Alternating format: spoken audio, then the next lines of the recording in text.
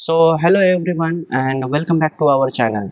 आज के इस वीडियो में हम लोग महाराष्ट्र स्टेट बोर्ड का chapter number 13 AC circuit start करने वाले हैं। आज के इस लेक्चर में हम लोग सबसे पहले इस चैप्टर का इंट्रोडक्शन देखेंगे, उसके बाद में एसी जनरेटर्स और लास्ट में average and RMS values of alternating current and EMF, इन सभी टॉपिक्स को हम डिटेल में स्टडी करेंगे। तो सबसे पहले जो दो टाइप के सोर्सेस होते हैं कौन कौन से, एक होता है डीसी और दूसरा होता है एसी। ये जो दो टाइप के सोर्सेस होते हैं इन दोनों के बीच में डिफरेंस क्या है उसको शॉर्टकट में देख लेंगे। तो डिफरेंशिएटिंग पॉइंट जो होता है इन दोनों के अंदर वो है direction of flow of current. Direction of flow of current मतलब कोई सोर्स एसी होगा या डीसी होगा, that depends on the direction of flow of current. Current किस तरह फ्लो कर रहा है उसके अंदर, उसके ऊपर वो डिपेंड करता है। तो सबसे पहले हम डीसी देखेंगे। डीसी का फुल फॉर्म होता है डायरेक्ट करंट। डीसी का फुल फॉर्म होगा डायरेक्ट करंट। उसके एग्जांपल्स कौन कौन से आ जाएंगे? जो डीसी सोर्सेस होते हैं उसमें ज़्यादातर बैटरीज आते हैं, जितनी भी तरह की बैटरीज है वो क्या हो गई, सोर्स ऑफ डायरेक्ट करंट। उसके बाद में जितने भी सेल्स होते हैं वो सेल्स भी क्या हो जाएंगे, sources of direct current, that is DC sources. तो ये जो डीसी होता है, डीसी के अंदर डायरेक्शन ऑफ करंट यूनिफॉर्म होती है। करंट की डायरेक्शन चेंज होने वाली नहीं है। अगर हम इसको एक ग्राफ के ऊपर दिखाएंगे इस तरह से, अगर मैं दो एक्सिस ड्रॉ करूंगा इस तरह से, ये हो गया हमारा वाई एक्सिस, ये हो गया हमारा एक्स एक्सिस। इन दोनों एक्सिस के ऊपर, एक्स के ऊपर हमें लेना है टाइम, और ये जो वाई एक्सिस होगा इसके ऊपर हम लेंगे करंट, या करंट की जगह हम ईएमएफ या पोटेंशियल भी ले सकते हैं। मगर इसके अंदर अगर हम करंट दिखाएंगे तो कंसीडर करो कि अगर कोई हमारे पास बैटरी है और उस बैटरी से हमें 2 एम्पियर का करंट आउटपुट के फॉर्म में मिल रहा है, तो अगर 2 एम्पियर करंट उस बैटरी से मिल रहा है तो टाइम कितना भी हो जाए, कितना भी टाइम चेंज हो जाए, यहाँ पर जो 2 एम्पियर है ये वैल्यू चेंज होने वाली नहीं है। मतलब 2 एम्पियर होगा तो 2 एम्पियर ही करंट देगा।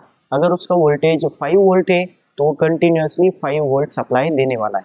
ठीक है, मतलब इसके अंदर करंट की डायरेक्शन चेंज होने वाली नहीं है। उसके बाद में अब ये जो डीसी सोर्स होता है उसको अगर हम सर्किट में दिखाएंगे, किसी सर्किट के अंदर, फॉर एग्जांपल हमारे पास कोई रजिस्टर है, रजिस्टर के अक्रॉस हमें बैटरी दिखानी है, तो बैटरी दिखाने के लिए सिंपली हम लोगों को इस तरह से एक सर्किट सिंबल यूज करना होता है। उसके अंदर जो लाइंस होगी, एक बड़ी लाइन होती है और दूसरी एक छोटी लाइन होती है, इस तरह से उसका सर्किट सिंबल आ जाएगा। ये हो गया उसका सर्किट सिंबल। ठीक है, इस तरह से हम बैटरी को दिखा सकते हैं या डीसी सप्लाई को दिखा सकते हैं। उसके बाद में दूसरा सोर्स है एसी। अब एसी जो होता है, एसी का फुल फॉर्म होता है अल्टरनेटिंग करंट। एसी का फुल फॉर्म क्या होता है? Alternating current. अल्टरनेटिंग करंट मतलब इसका जो फुल फॉर्म है वही उसका आंसर दे रहा है कि इसके अंदर एग्जैक्टली क्या होने वाला है। अल्टरनेटिंग करंट के अंदर अब एग्जांपल देखेंगे तो जितने भी हमारे घरों के अंदर सर्किट्स हैं, जो प्लग्स हो गए या पिंस हो गए, उसके अंदर जो सप्लाई होता है वो सप्लाई कौन सा होता है?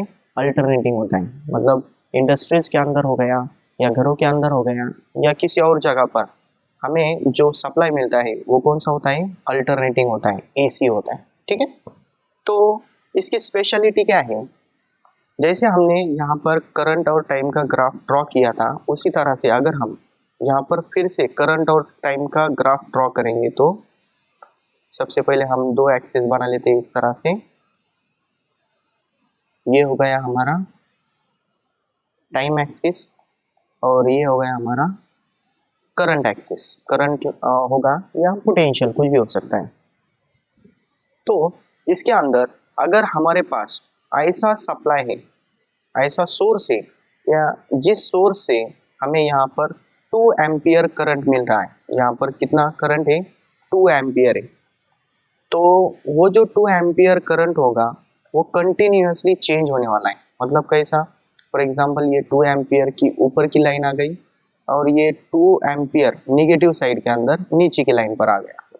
तो इसके अंदर जो ग्राफ मिलेगा वो कुछ इस तरह से होगा, मतलब वो 0 से स्टार्ट होगा और सॉरी एक मिनट, वो ऐसा इस तरह से 0 से स्टार्ट होगा, +2 एम्पियर तक जाएगा, फिर से वो 0 पर आ जाएगा। 0 पर आने के बाद में वो +2 एम्पियर पर नहीं जाने वाला, वो किधर जाएगा, वो नेगेटिव साइड में -2 एम्पियर की तरफ जाएगा, फिर से 0 हो जाएगा, फिर से वो +2 एम्पियर होगा और फिर से आगे जाने के बाद वो 0 हो जाएगा। इस तरह से करंट की वैल्यू या पोटेंशियल की वैल्यू कंटिन्यूसली चेंज होने वाली है और वो चेंज होते टाइम इस तरह से यहाँ पर 0 से स्टार्ट होकर मैक्सिमम, फिर से 0, फिर से मैक्सिमम बट नेगेटिव साइड में, इस तरह से कंटिन्यूसली उसकी वैल्यू अल्टरनेट होती है प्लस और माइनस के बीच में, इसीलिए उसको अल्टरनेटिंग करंट बोलते हैं। ठीक है, तो इसको अगर हम सिंबॉलिकली देखेंगे, सिंबॉलिक फॉर्म अगर देखेंगे उसका, तो कुछ इस तरह से हमें सिंबल ड्रॉ करना होता है। जो बेसिक लाइंस होगी इस तरह से, जो बेसिक लाइंस है वो तो होगी सर्किट के अंदर, उसके भी जो जहाँ पर हमें एसी सोर्स दिखाना है वहाँ पर हमें एक सर्कल ड्रॉ करना होता है इस तरह से, और उस सर्कल के अंदर इस तरह से एक साइन वेव, इस तरह से एक साइन वेव ड्रॉ करनी होती है। So this is the symbol for alternating current. ये दोनों के बीच में बेसिक डिफरेंस होता है। तो आगे हम इन दोनों के बीच में डिफरेंस समझने के बाद में हमारा जो नेक्स्ट टॉपिक है वो स्टार्ट करेंगे, और हमारा अगला टॉपिक है, next topic is AC generator. हमारा नेक्स्ट टॉपिक होगा एसी जनरेटर, मतलब एसी जनरेट कैसा होने वाला है, कोई सोर्स एसी बनने कैसे वाला है, वहाँ पर सप्लाई कैसे आने वाला है, वो हम इस टॉपिक में स्टडी करेंगे। बेसिकली ये जो पॉइंट होता है एसी जनरेटर का, वो ईएमआई के अंदर आता है, इलेक्ट्रोमैग्नेटिक इंडक्शन, ये जो चैप्टर है इसके अंदर है। बट इसको समझने के लिए यहाँ पर हमें बस फॉर्मूला डिराइव करना है शॉर्टकट के अंदर, डायरेक्टली बुक के अंदर डायरेक्टली एक फॉर्मूला दिया हुआ है, उसको समझना है कैसे आए हैं। तो सबसे पहले हम यहाँ पर इस तरह से जो रिक्वायरमेंट है, 3 चीज़ों की रिक्वायरमेंट है, एक है मैग्नेट, दूसरा है आर्मेचर और तीसरा है इसके अंदर ब्रशेस। अब क्या क्या होता है वो समझ लो। इस तरह से मैग्नेटिक फील्ड जनरेट करना है, मैग्नेटिक फील्ड जनरेट करने के लिए हम परमानेंट मैग्नेट भी ले सकते हैं। इस तरह से हमने क्या किए, परमानेंट मैग्नेट्स कंसीडर किए। ये हो गया मैग्नेट का नॉर्थ पोल, ये हो गया उसका साउथ पोल, और इसकी वजह से यहाँ पर एक यूनिफॉर्म मैग्नेटिक फील्ड जनरेट हो गई, वो नॉर्थ से साउथ की तरफ इस तरह से फ्लो करने वाली है, नॉर्थ टू साउथ, इस तरह से एक यूनिफॉर्म मैग्नेटिक फील्ड है। इस यूनिफॉर्म मैग्नेटिक फील्ड के अंदर हमें एक आर्मेचर कंसीडर करना है। अब आर्मेचर क्या होता है वो समझ लो इस तरह से। Armature is nothing but a coil which is wound around a soft iron core, मतलब जो सॉफ्ट आयरन कोर होता है, जो लोहे की सिलेंड्रिकल फॉर्म के अंदर एक कोई शेप होगा और उसके ऊपर एक कॉइल वाइंड करनी है, और वो कॉइल वाइंड करने के बाद में इस तरह से एक कॉइल यहाँ तक आ गई। इस कॉइल को वाइंड करने के बाद में ये जो 2 टर्मिनल्स हो गए, इस तरह से जो 2 टर्मिनल्स है वो आगे जाकर इस तरह से आगे जाकर 2 ब्रशेस के अलावा यहाँ पर रिंग्स होते हैं। बेसिकली अगर हम देखेंगे तो इस तरह से 2 रिंग्स होते हैं, और ये जो 2 रिंग्स होंगे इन दोनों के पास इस तरह से यहाँ पर ब्रशेस होते हैं। यहाँ पर एक ब्रश होगा, यहाँ पर सेकंड ब्रश होगा, मतलब ये जो कांटेक्ट होगा दोनों के बीच में, जो कांटेक्ट होगा उसको आगे कंटिन्यू करने के लिए, मतलब आगे जाकर यहाँ पर कोई सोर्स हो सकता है, इस तरह से कोई सोर्स होगा, रजिस्टर होगा, तो उसके अक्रॉस ये जो यहाँ पर करंट या ईएमएफ प्रोड्यूस हुआ होगा तो वो दिया होगा। तो सबसे पहले इसके अंदर मैकेनिज्म कैसा है वो समझ लो। यहाँ पर जो हमने कॉइल यूज किए हैं वो coil continuously uniform magnetic field के अंदर रोटेट करेंगे। अगर हमारे पास कोई प्लेन है, मान लो कि आपके पास कोई नोटबुक है या कोई बुक है, उस बुक को अगर आप रोटेट करोगे तो रोटेट करने के बाद में उसके ऊपर पड़ने वाली लाइट, लाइट मतलब यहाँ पर क्या हो गई, मैग्नेटिक फील्ड। ये जो मैग्नेटिक फील्ड है यहाँ पर, ये मैग्नेटिक फील्ड आप कंसीडर कर सकते हैं एक लाइट के फॉर्म में। तो उसके ऊपर जो लाइट पड़ने वाली है इस तरह से, ये जो कॉइल है यहाँ पर, इस कॉइल के ऊपर जो मैग्नेटिक फील्ड पड़ने वाली है तो वो कंटिन्यूअसली चेंज होगी, कभी वो ज़्यादा होगी, कभी कम होगी, कभी डायरेक्टली ज़ीरो हो जाएंगी। तो उसकी वजह से यहाँ पर मैग्नेटिक फ्लक्स चेंज होने वाला है। सबसे पहले यहाँ पर क्या होगा, मैग्नेटिक फ्लक्स जो है वो चेंज होने वाला है। तो मैग्नेटिक फ्लक्स कितना होगा, मैग्नेटिक फ्लक्स का फॉर्मूला होता है phi is equals to B bar dot A bar, ये उसका फॉर्मूला होता है, बेसिक फॉर्मूला। अगर यहाँ पर हम देखेंगे तो डॉट प्रोडक्ट है, डॉट प्रोडक्ट अगर निकालना होगा तो उसके लिए हमें इसको कॉस से मल्टीप्लाई करना होगा। तो यहाँ पर क्या आ जाएगा, B A into cos theta, ठीक है। और इसके अंदर एक टर्न होगा तो बी ए कॉस थीटा होगा, और अगर n नंबर ऑफ टर्न्स होंगे तो उसके लिए यहाँ पर जो टोटल फ्लक्स होगा उसको हमें n से मल्टीप्लाई करना होगा, इसीलिए यहाँ पर एक n आ चुका है, ठीक है।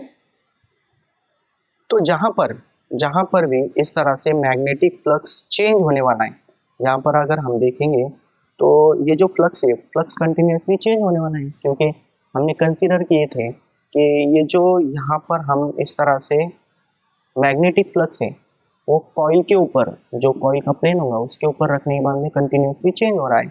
तो मैग्नेटिक फ्लक्स अगर चेंज होगा तो अकॉर्डिंग टू फैराडेज लॉ, कौन सा लॉ, फैराडेज लॉ, ये ईएमआई के अंदर है, फैराडेज लॉ के अकॉर्डिंग, फैराडेज लॉ के अकॉर्डिंग ये जो चेंज इन फ्लक्स है this will produce an EMF and that EMF is given by E is equals to minus d phi upon d t, ठीक है। एक मिनट, यहाँ पर गड़बड़ हो गई, ये जो हमने यहाँ पर n कंसीडर किया है टोटल फ्लक्स के लिए n यहाँ जरूरी नहीं है, इसको हम निकाल देते हैं, एक गड़बड़ हो गई थी बस यहाँ पर, ये जो n होगा यहाँ नहीं आ जाएगा, यहाँ पर आ जाएगा। टोटल फ्लक्स कंसीडर करते वक्त यहाँ पर हमें n से मल्टीप्लाई, यहाँ n से मल्टीप्लाई करेंगे, ठीक है, वहाँ बस करेक्शन था।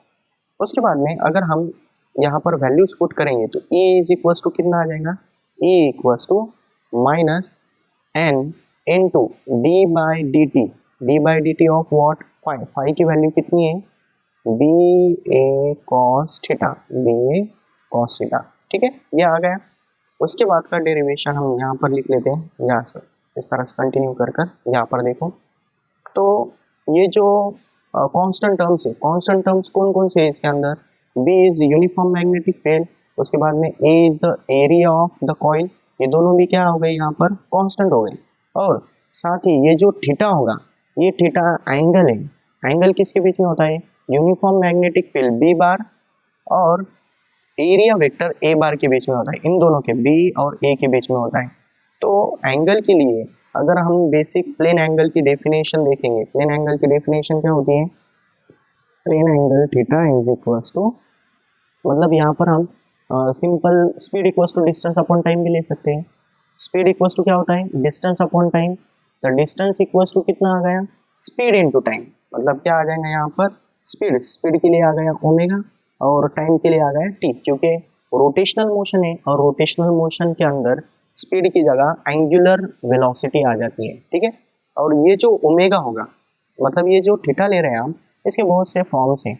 अगर हम स्पीड का फॉर्मूला अगर लेंगे तो स्पीड के फॉर्मूले के अकॉर्डिंग यहाँ पर क्या आ जाएगा, speed equals to distance upon time, distance मतलब एंगुलर डिस्प्लेसमेंट आ गया और यहाँ पर टाइम होगा, इस तरह से थीटा की वैल्यू क्या आ जाएंगी, ओमेगा टी। ये अगर वैल्यू हम पुट करेंगे तो हमारा डेरिवेशन क्या आ जाएगा आगे, A is equals to minus N B A, ये तो सब कांस्टेंट है। उसके बाद में डेरिवेटिव किसका लेना है, बस D by d t of cos theta की वैल्यू क्या है, ओमेगा टी, इसका डेरिवेटिव लेना है बस। तो यहाँ पर डेरिवेटिव क्या आ जाएगा, minus N B A as it is, उसके बाद में कॉस का डेरिवेटिव, कॉस का डेरिवेटिव क्या होता है, minus sign omega T into, अब यहाँ पर बस साइन का डेरिवेटिव आ गया, सॉरी कॉस का डेरिवेटिव आ गया, बट ये जो ओमेगा टी है, ओमेगा टी का डेरिवेटिव अभी तक हमने नहीं लिया है, तो इसके डेरिवेटिव के लिए क्या करना होगा हमें separately, derivative of omega T will be omega, क्या आ जाएंगे यहाँ पर बस ओमेगा। ये माइनस, यहाँ पर दो माइनस साइन है, ये माइनस और ये माइनस दोनों भी क्या हो जाएंगे, कैंसिल हो जाएंगे। मतलब यहाँ पर हमारा फॉर्मूला तैयार हो जाएगा इस तरह से, E equals to N B A into omega into यहाँ पर आ जाएगा साइन ओमेगा टी। और मैक्सिमम वैल्यू के लिए यहाँ पर हम क्या ऐड करेंगे, बस for maximum EMF, maximum EMF के लिए यहाँ पर साइन ओमेगा टी की वैल्यू कितनी पुट करनी होगी हमें, प्लस और माइनस वन। साइन की value maximum value plus one या माइनस वन होती है। तो ये जो ईएमएफ होगा this will be maximum value है, इसलिए हम डिफरेंशिएट करने के लिए E0 लेंगे। E0 इक्वल्स टू यहाँ आ जाएगा N B A into omega, और साइन की वैल्यू यहाँ पर जो साइन हमने यूज किया है इसकी वैल्यू कितनी आ जाएंगी, प्लस और माइनस वन। सो E की वैल्यू कितनी होती है, प्लस और minus N B A into omega. This is maximum value of EMF। Therefore यहाँ पर जो हमने फॉर्मूला लिया है, ये जो फॉर्मूला है, इस फॉर्मूले के अंदर एन बी ए ओमेगा की वैल्यू कितनी लेनी है, E0 लेनी है। ये अगर हम लेंगे तो हमारा जो फॉर्मूला है वो तैयार हो जाएगा, E equals to E0 sine omega t, जो फॉर्मूला हमारे बुक के अंदर दिया हुआ है। अब ये जो फॉर्मूला है, फॉर्मूला को अच्छे से समझ लो क्या क्या है। उसको समझने के लिए हम यहाँ पर इस तरह से ग्राफ प्लॉट करेंगे। तो ग्राफ के अंदर अगर हम अल्टरनेटिंग करंट है या अल्टरनेटिंग ईएमएफ है, ईएमएफ कंसीडर करेंगे। तो दो एक्सिस ड्रॉ कर लिए मैंने इस तरह से, एक एक्सिस के ऊपर एक्स के ऊपर टाइम आ जाएगा और वाई के ऊपर इस तरह से वैल्यू ऑफ ईएमएफ आ जाएंगी, ठीक है। तो साइन की वैल्यू यहाँ पर जो साइन दिया हुआ है, यहाँ पर देखो साइन कर्व आने वाली है। साइन कर्व कहाँ से स्टार्ट होती है, जीरो से स्टार्ट होने वाली है। और फिर उसकी वैल्यू जैसे साइन जीरो होगा, उसके बाद में साइन 30 1/2 √3/2, उसके बाद में 1, इस तरह से वो इंक्रीज होगा। और 90 डिग्री पर पहुंचने के बाद में वो फिर से डिक्रीज होना शुरुआत हो जाएगी, मतलब उसकी शुरुआत होने वाली। इस तरह से 90 डिग्री तक इंक्रीज होगा, फिर से जीरो की तरफ आते वक्त वो डिक्रीज होगा। तो उसका जो ग्राफ है उसको अगर हम आगे प्लॉट करेंगे तो वो ग्राफ कुछ इस तरह से होगा। जीरो से स्टार्ट हुआ, मैक्सिमम की तरफ गया और फिर से जीरो हो गया, फिर से जीरो से स्टार्ट होने के बाद नेगेटिव साइड में जाएगा और फिर से मैक्सिमम हो जाएगा, फिर से जीरो हो जाएगा, मैक्सिमम से मिनिमम हो जाएगा। इस तरह से हमें एक साइन कर्व मिलेंगे। इस साइन कर्व के ऊपर मतलब यहाँ पर एंगल्स देखो कौन कौन से हैं। इस तरह से यहाँ पर जो होगा ये एक्सिस जो है ये वाला, ये यहाँ पर और ये यहाँ पर, ये जो वैल्यूज है, वैल्यूज कैसे चेंज होने वाले हैं। सबसे पहले ये एंगल होगा यहाँ पर 0, उसके बाद में यहाँ पर टी की वैल्यू कितनी आ जाएंगी, π/2 होगी, यहाँ पर वैल्यू होगी पाई, उसके बाद में ये होगा 3π/2 और इसके बाद में यहाँ पर होगा 2π। मतलब एक साइकिल को 4 पार्ट के अंदर हम डिवाइड करेंगे। तो ये जो मैक्सिमम वैल्यू हमें मिलने वाली है, मैक्सिमम वैल्यू कौन सी है, मैक्सिमम वैल्यू हमें जो यहाँ पर मिलने वाली है, इस तरह से मैक्सिमम वैल्यू यहाँ पर है और एक मैक्सिमम नेगेटिव साइड में यहाँ पर है, इस तरह से। तो ये जो मैक्सिमम वैल्यूज है ये हो जाएंगी हमारी E0 plus E0 and minus E0। तो फॉर्मूले को समझने के लिए अब देखो इसके अंदर कौन कौन से टर्म्स हैं। सबसे पहले यहाँ पर E0, ये E0 जो होगा वो होगा हमारा मैक्सिमम वैल्यू और पीक वैल्यू ऑफ EMF। इसको क्या बोलेंगे, peak value of EMF, peak value of EMF, ठीक है। मतलब यहाँ पर जो मैक्सिमम वैल्यू है, यहाँ पर जो मैक्सिमम वैल्यू पॉजिटिव साइड में या यहाँ पर निगेटिव साइड में या फिर से पॉजिटिव साइड में, ये सभी वैल्यूज कौन सी है, पीक वैल्यूज ऑफ EMF है, ठीक है। उसके बाद में दूसरी टर्म है यहाँ पर E, this E is nothing but the instantaneous value. ये कौन सी है, instantaneous value of EMF, instantaneous value of EMF मतलब क्या? Instantaneous means at a particular instant of time.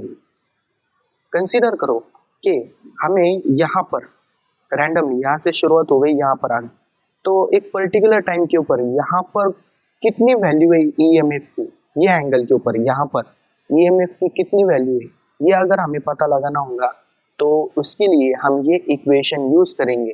इस इक्वेशन में टाइम की वैल्यू, टाइम कितना है बस यहाँ पर देखना है, यहाँ पर टाइम की वैल्यू अगर पुट करेंगे तो उसके ऊपर से हमें इस पर्टिकुलर पॉइंट के ऊपर, यहाँ इस पर्टिकुलर पॉइंट के ऊपर कितना ईएमएफ है वो हमें मिलेगा। उसके लिए बस यहाँ पर किसकी जरूरत है? टाइम की।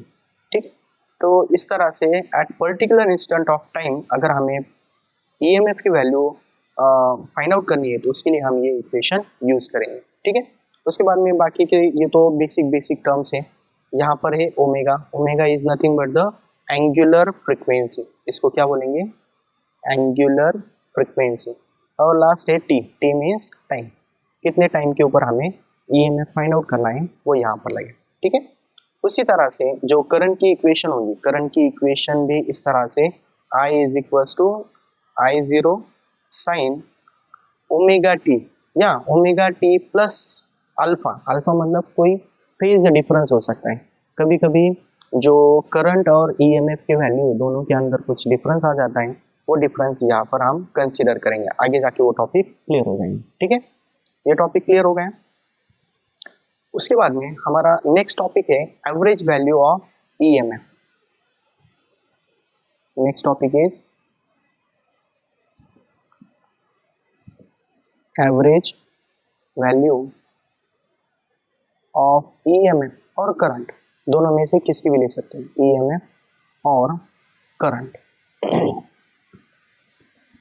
अगर हम यहाँ पर जो ग्राफ ड्रॉ किया था, ग्राफ को अगर अच्छे से ऑब्जर्व करेंगे तो एक साइकिल कब कंप्लीट होगी, यहाँ से शुरुआत हो गई और फिर से पॉजिटिव और नेगेटिव कवर करने के बाद यहाँ पर फिर से आ गया, तो ये एक साइकिल कंप्लीट हो गई।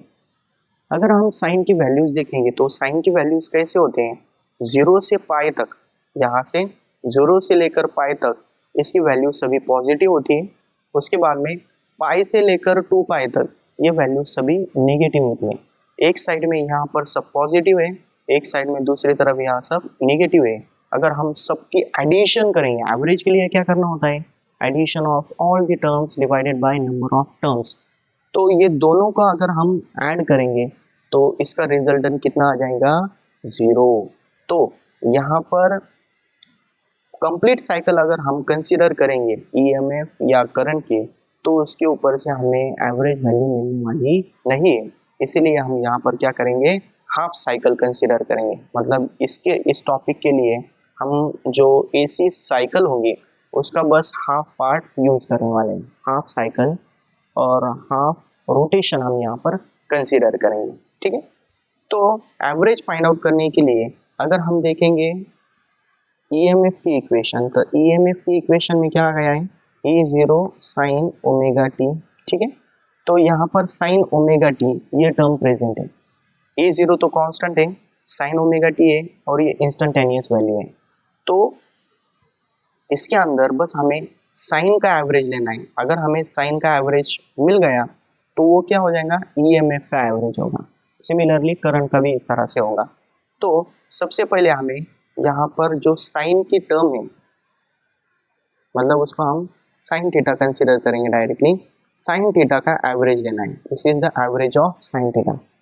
एवरेज लेने के लिए अभी मैंने फॉर्मूला बताया, क्या है, addition of all the terms divided by number of terms. तो एडिशन के लिए बेसिकली हम ऐड भी कर सकते हैं, जैसे नंबर्स होंगे तब, बट यहाँ पर इक्वेशन है और इक्वेशन को ऐड करने के लिए हमें यहाँ पर इंटीग्रेशन लेना होगा। इस तरह से addition of all the terms की जगह पर यहाँ पर क्या आ जाएगा, integration of sine theta into D theta, addition of all the terms divided by number of terms. कितने एंगल है वो हमें पता नहीं है, इसलिए यहाँ पर क्या करेंगे, फिर से हम इंटीग्रेशन लेंगे। मतलब इसके अंदर ये जो ऊपर की टर्म है this is addition of all the terms, और जो नीचे की टर्म है this is the total number of terms. मतलब यहाँ पर टर्म्स की जगह यहाँ पर देखेंगे तो एंगल आ जाएगा, यहाँ पर भी एंगल चेंज होने वाला है। इस तरह से हम ये इक्वेशन यूज करेंगे। और ये कंप्लीट साइकिल के लिए नहीं है, बस ये स्टार्ट होने वाला है 0 से लेकर पाई तक, 0 से लेकर पाई तक, ठीक है। और ये भी कहाँ से कहाँ तक होगा, 0 से पाई तक, बस हाफ साइकिल हम कंसीडर करेंगे, ठीक है। उसके बाद में इंटीग्रेशन लेना है। इंटीग्रेशन तो बहुत सिंपल है इसका। साइन का इंटीग्रेशन क्या होता है, साइन का इंटीग्रेशन होता है माइनस कॉस, तो ऊपर आ जाएगा माइनस कॉस थीटा, और इसके लिमिट्स कौन कौन से हैं, 0 टू पाई है, और डिवाइडेड बाय डी थीटा का इंटीग्रेशन होगा थीटा, और इसके भी लिमिट्स है from 0 to pi. Next term, इसके अंदर हम वैल्यूज पुट करेंगे, माइनस साइन बाहर ले लेंगे। उसके बाद में सबसे पहले हम अपर लिमिट पुट करेंगे कॉस पाई, उसके बाद में lower limit that is cos 0, और नीचे यहाँ पर फिर से थीटा की जगह अपर लिमिट पाई आ जाएगा माइनस, उसके बाद में लोअर लिमिट 0, पाई माइनस 0।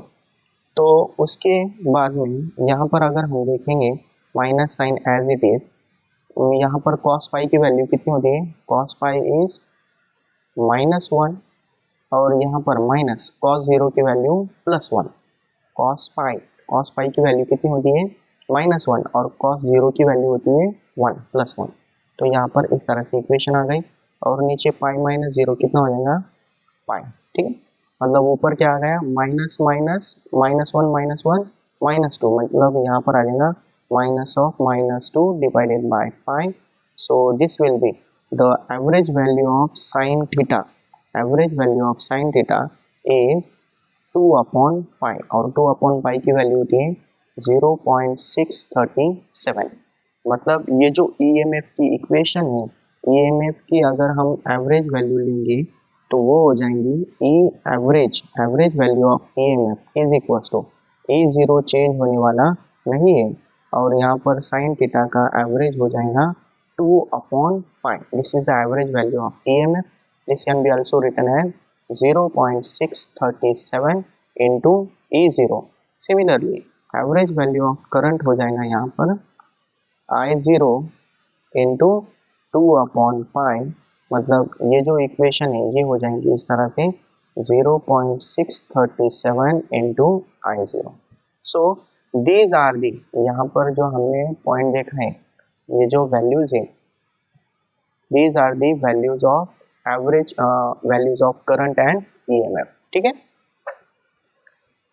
उसके बाद में हमारा नेक्स्ट टॉपिक है, अगर हम नेक्स्ट टॉपिक देखेंगे तो वो है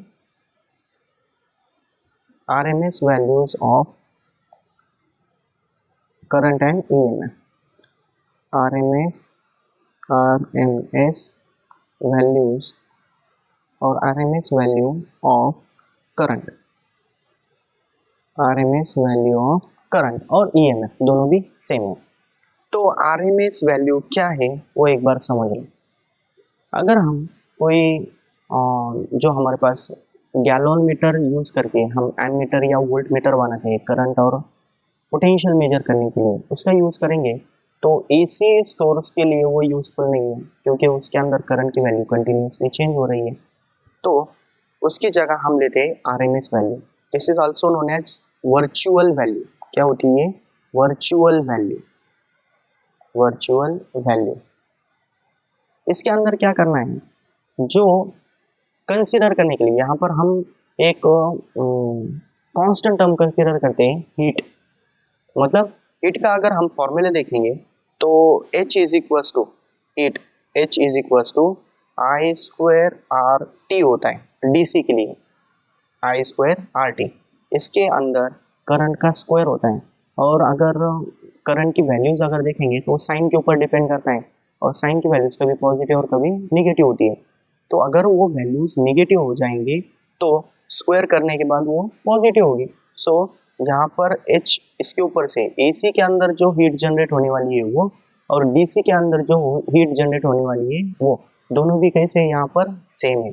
तो हीट जनरेट जो होने वाली है उसके अकॉर्डिंग यहाँ पर हमें I² करंट का स्क्वायर करना है। इसीलिए हम यहाँ पर RMS वैल्यू लेते हैं। RMS मतलब क्या? Root mean square. Root mean square मतलब क्या? जितने भी टर्म्स हैं उन सभी टर्म्स का हमें स्क्वायर करना है, उसके बाद में एडिशन करनी है, फिर उसका एवरेज निकालना है और लास्ट में उसका स्क्वायर करना है। मतलब क्या क्या आ गया? स्क्वायर करके एडिशन, उसके बाद में उसका मीन एवरेज निकालना है और लास्ट में उसका स्क्वायर रूट लेना है। इस तरह से हो गया रूट मीन स्क्वायर। तो ये जो RMS वैल्यू है ये हम आगे जाके हीट प्रोडक्शन जो है उसके लिए यूज कर सकते हैं वर्चुअल वैल्यू के तौर पर। और प्रॉब्लम सॉल्व करते वक्त जब भी यहाँ पर हमें फॉर एग्जांपल दिया होगा क्वेश्चन के अंदर कि 220 वोल्ट सप्लाई दिया हुआ है, 220 वोल्ट AC सोर्स दिया हुआ है, तो वो जो वैल्यू है वो वैल्यू है RMS। कौन सी वैल्यू है वो? RMS value. मतलब वहाँ पर सिंपली दिया हुआ है RMS वैल्यू ऑफ करंट और पोटेंशियल। ठीक है, तो RMS फाइंड आउट करने के लिए सिंपल जैसे हमने इससे पहले एवरेज निकाला था साइन का, उसी तरह से यहाँ पर भी हमें एवरेज लेना है, बट यहाँ पर हम IRMS स्क्वायर करेंगे सबसे पहले। IRMS स्क्वायर मतलब क्या? RMS वैल्यू ऑफ करंट का हमें यहाँ पर स्क्वायर करना है। वो कितना हो जाएगा? फिर से यहाँ पर इंटीग्रेशन लेना है हमें। इंटीग्रेशन किसका? आई स्क्वायर का इनटू यहाँ पर चेंज होने वाली टर्म कौन सी है? एंगल है, क्योंकि इसके अंदर थीटा सॉरी एंगल आता है इसीलिए, और डिवाइडेड बाय फिर से यहाँ पर कंप्लीट साइकिल के लिए ले रहे हैं, तो जो टोटल नंबर ऑफ टर्म्स है उसकी जगह पर टोटल एंगल आ जाएगा, total number of angles. And इसके अंदर जो लिमिट्स होंगे ये 0 से 2 पाई तक होंगे। 0 से 2 पाई का मतलब क्या आ गया? अब हम यहाँ पर एक कंप्लीट साइकिल कंसीडर करने वाले हैं। ठीक है, नेक्स्ट यहाँ पर हमें वैल्यूज पुट करने हैं। Integration from 0 to 2 pi as it is I square. I की वैल्यू कितनी होती है? I0 साइन ओमेगा टी की जगह पर यहाँ पर क्या आ जाएगा? थीटा। चेंज होने वाली टर्म थीटा है, theta equals to omega t होता है। इसका स्क्वायर करना है और इसके बाहर आ जाएगा D theta and divided by integration of d theta होगा थीटा, थीटा के अंदर वैल्यूज पुट करेंगे तो क्या आ जाएगा? 2 पाई आ जाएगा। ठीक है, उसके बाद में नेक्स्ट यहाँ पर I0 का स्क्वायर, यहाँ पर देखेंगे I0 है और उसका स्क्वायर है, तो यहाँ पर आ जाएगा I0 स्क्वायर और डिवाइड में यहाँ पर क्या आ जाएगा? 2 पाई, और इंटीग्रेशन के अंदर क्या रहेगा? है बस इंटीग्रेशन फ्रॉम 0 to 2 पाई और यहाँ पर है sine square theta into D theta आ गया इस तरह से। उसके बाद में अब साइन स्क्वायर थीटा का इंटीग्रेशन लेने के लिए डिफरेंट फॉर्मूला है। वो फॉर्मूला क्या है? यहाँ पर हमें एक ट्रिग्नोमेट्रिक आइडेंटिटी यूज करनी होती है। कौन सी आइडेंटिटी है वो? cos 2 थीटा। cos 2 थीटा is equals to 1 minus sine 1 minus 2 sine square theta होता है। ये जो नेगेटिव टर्म है लेफ्ट साइड में आ जाने के बाद में पॉजिटिव हो जाएगा, 2 sine square theta equals to ये 1 एज इट इज और इधर से आ गया cos 2 थीटा। यहाँ पर साइन स्क्वायर थीटा की वैल्यू क्या लेनी है हमें? Sine square theta equals to 1 minus cos 2 थीटा अपॉन 2। इसका अब हम इंटीग्रेशन ले सकते हैं। मतलब नेक्स्ट यहाँ पर जो IRMS स्क्वायर हमने लिया था उसकी वैल्यू क्या आ जाएंगी? I0 square divided by 2 pi into integration from 0 to 2 pi sine square theta की जगह पर यहाँ पर आ जाएगा 1 minus cos 2 theta divided by 2 into D theta. यहाँ पर जो 2 है वो यहाँ आने के बाद में मल्टीप्लाई हो जाएगा, 2 इंटू 2 कितना हो गया? 4 हो गया। मतलब ये जो इक्वेशन है इसके अंदर I0 स्क्वायर अपॉन 4 पाई आ जाएगा। और इंटीग्रेशन लेते वक्त यहाँ पर इंटीग्रेशन किस किस का लेना है? बस हमें यहाँ पर 1 है, यहाँ पर बस क्या है? 1 है, और दूसरा है cos 2 थीटा। इन दोनों का इंटीग्रेशन अगर हम लेंगे तो 1 का इंटीग्रेशन क्या आ जाएगा? 1 का इंटीग्रेशन यहाँ पर थीटा होगा, integration of d theta will be theta, minus cos का इंटीग्रेशन क्या होता है? साइन 2 थीटा आ गया कॉस टू थीटा की integration sine two theta upon 2 आ जाएगा, और इसके limits from 0 to 2 pi as it is रहेंगे। ठीक है, इसके बाद में हमें इसके लिमिट्स पुट करने हैं। लिमिट्स पुट करने के बाद में I zero square upon 4 pi as it is. सबसे पहले हम अपर लिमिट पुट करेंगे, दैट इज 2 पाई। यहाँ आ जाएगा 2 pi minus sine 2 into 2 pi, theta की जगह 2 पाई डिवाइडेड बाई 2 माइनस उसके बाद में लोअर लिमिट दैट इज 0। सबसे पहले थीटा की वैल्यू 0 पुट किए, उसके बाद में माइनस साइन 0 डिवाइडेड बाई कितना आ जाएगा 0, मतलब जो बाद में की टर्म है वो कितनी हो जाएगी 0। तो यहाँ पर सबसे पहले ये देखो साइन 2 इंटू 2 पाई मतलब साइन 4 पाई होगा। साइन 4 पाई की वैल्यू 0 होती है, उसके बाद में ये भी 0 है, साइन 0 की वैल्यू भी 0, मतलब ये जो पूरी टर्म है इस सभी का सभी की वैल्यू पुट करने के बाद आंसर कितना आने वाला है 0 आने वाला है।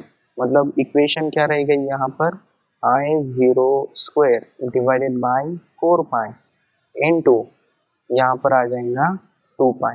ठीक है, तो यहाँ पर इसके अंदर ये जो पाई है, पाई और ये पाई 2 से डिवाइड किए तो यहाँ रहेगा बस 2। ठीक है, मतलब इंटीग्रेशन सॉल्व करने के बाद में ये I R M S square की वैल्यू कितनी आ जाएगी आई जीरो स्क्वायर अपॉन 2। और अगर हम दोनों साइड के अंदर स्क्वायर रूट लेंगे तो स्क्वायर रूट लेने के बाद में आई आर एम एस रह जाएगा इधर, और राइट साइड में क्या आ जाएगा आई जीरो अपॉन रूट टू। ठीक है, और 1/√2 की वैल्यू होती है 0.707 इंटू यहाँ आ जाएगा I0। This is the RMS value of current, मतलब करंट जो होगा उसके RMS वैल्यू के लिए हम ये फॉर्मूला यूज करेंगे।